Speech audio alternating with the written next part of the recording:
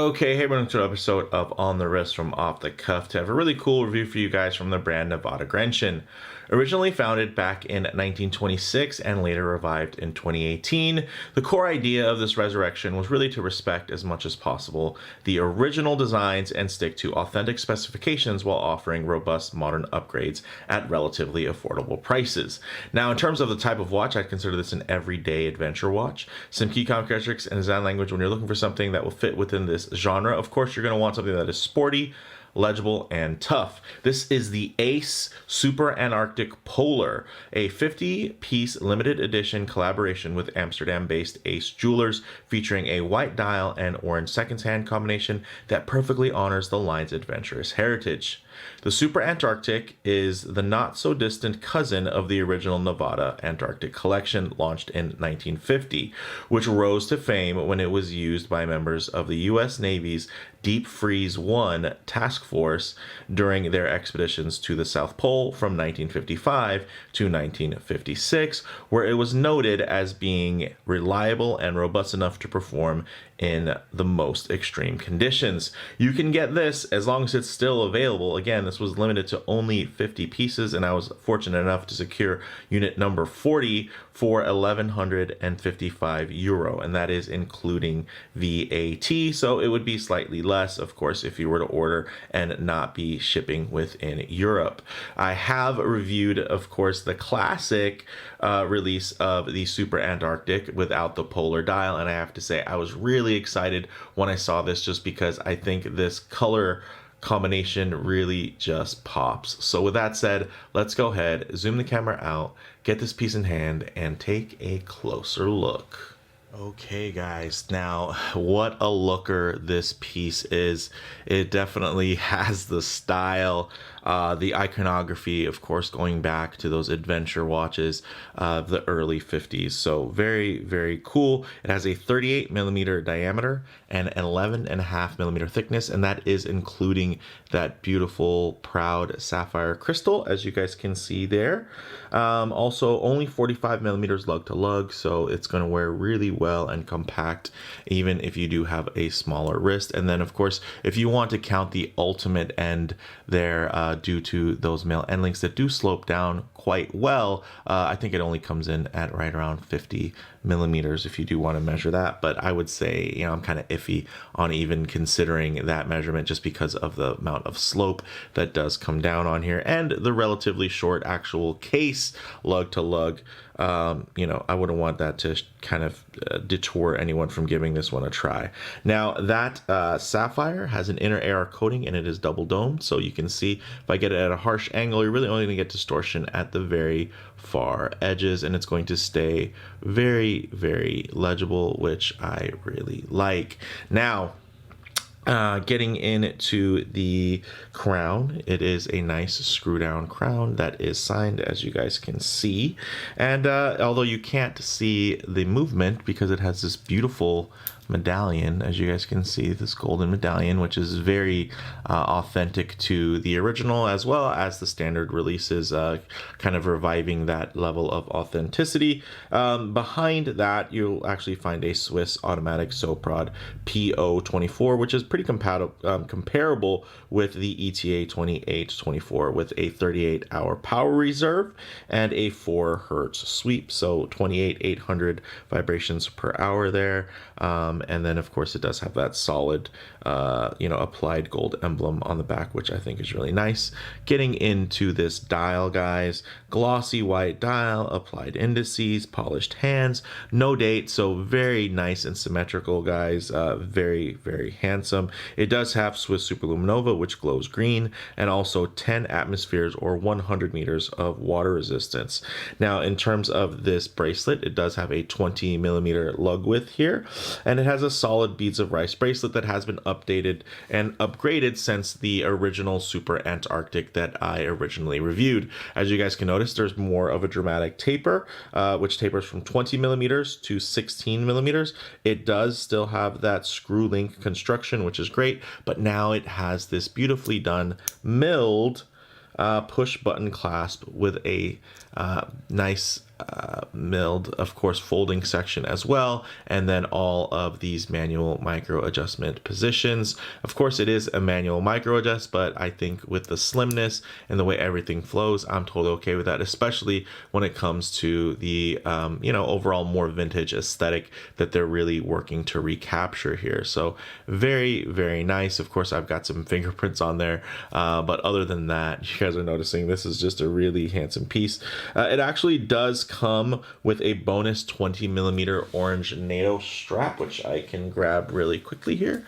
So one of the nice things about the orange is, of course, it brings out that orange seconds hand and really pops. If you guys just want to get an idea, I'm definitely a big fan of NATOs. Unfortunately, because my wrist is larger, if I don't have a very specific length of NATO, it doesn't work out great for me. The nice thing here, though, is what you guys can see, because of these really interesting contours on the lug ends, it really looks great when you put it on strap. But I'm definitely more of a bracelet guy in terms of what I'm gonna wear, especially considering the quality of this beads of rice bracelet, which is beautifully done with, of course, looking like little beads or grains of rice there down the center row with the high polish, and then the beautifully brushed satinization there for the outer links.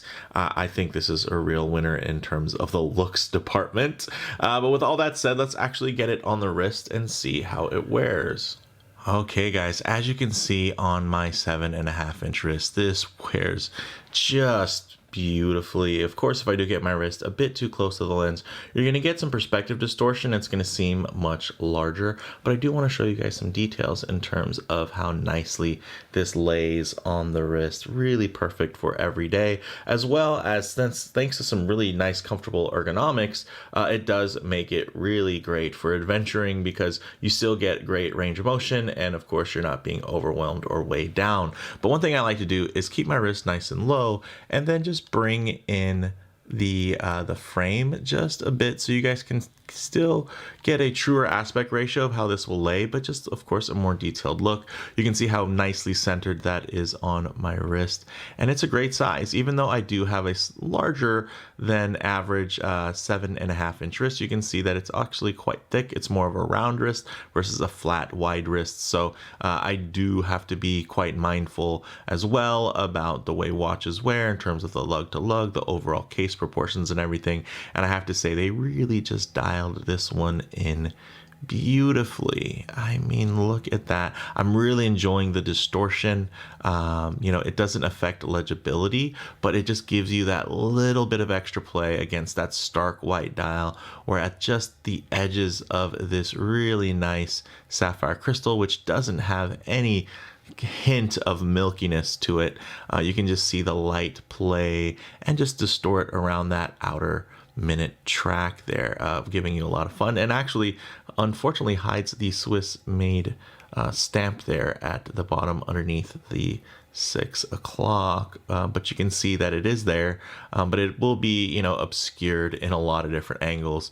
So I think if you are going to be taking wrist shots of this piece for Instagram, it's going to be tough to get that included depending on the actual angle. But man, this looks great. And of course, it's a beads of rice style bracelet, so infinitely comfortable, great articulation, and again, amazing drape even with those male end links. So this is a looker, and I can't deny that it has spent a lot of time on my wrist since it came in. So with that said, let's actually get this piece off wrist, set up for some Lume shots, low light transition, and closing thoughts. Okay, let's go ahead and hit the lights here. Hey, as you can see, really nice Lume, although it doesn't have to be, right? I mean, field watches aren't really known for Lume, but it's nice to see this pretty well applied there. It's not at a dive watch level or anything like that, but it definitely gets the job done. But one thing I always like to work in, of course, is going to be a bit of a low light transition, because you're not always going to be out in the middle of a field enjoying direct sunlight. A lot of times you're going to find yourself coming in and out of buildings, walking underneath overhangs, or just hanging out underneath the shade of a tree. So it is nice to see what these colors, textures, and finishes render like in less than optimal lighting, to maybe include a bit of harsh lighting, which could expose any types of production defects. But all you're going to see here is a really deep gloss in terms of the high polish and a beautifully uniform satin finish in terms of the brushing. My gosh. Also, that glossy white dial just always renders as very stark, clean, and crisp in terms of the white. So very nice. And then of course you do get that nice pop of color, that little bit of play of orange there to just complete that beautiful adventurous theme. Very, very cool. Whew, I could just look at this, especially in the transitional piece, just because it just gives you a lot to enjoy. A lot of those little just unique twists and facets and angles. It all just comes together really, really beautifully for this particular timepiece, and I'm here for it. So, all right, guys. Now, in terms of closing thoughts on the wrist, this wears really perfect, guys. The size-wise, I wouldn't change it. I think it is just really dialed in. Super versatile, hugs the wrist really well in terms of comfort. In terms of model variants, of course, there's various standard production Super Antarctic variations that are going to be available, you know, depending on inventory and everything like that. But in terms of this white dial, this is a first. Hopefully it's not a last, because I'm really digging this one. Maybe they'll do a 369 white dial as more of a standard release. Who knows? I think that could be really cool. But this one is definitely very special, especially at that very low volume of production of just 50 units. So in terms of comparable models, there are really so many options in the everyday adventure space right now. It's very popular, both above and below in price. But I think where the Super Antarctic excels is in its heritage aesthetic. You know, you can still find original vintage examples from the 1950s for around $1,500. So there's a real tangible tie to history connecting these new up-spec offerings, you know, with the brand's history, which I think is just really nice. It's not a watch that's trying to recapture a certain aesthetic or create something from nothing. They're really just wanting to take what they had, reissue it, and, you know, add a little bit of fun, add a little bit of flair. And I think they really did a wonderful job of pointing these very slight changes to create just a really wonderful package. So for me, guys, bottom line, this is a perfect, affordable, yet capable Rolex Explorer alternative that also channels the Explorer 2, of course, with that polar color scheme. So, you know, it also has a real heritage design language all its own. You know, as much as I love the standard Super Antarctic models, this Polar Dial Limited Edition really takes the winter exploration theme and that whole expeditious nature to really an entirely new level, which I'm really enjoying, and I'm getting a lot of wear with this piece, and yeah, it's just really awesome. It's perfect for the winter, which is funny because it was another Nivada, actual collaboration. Sorry that took so long.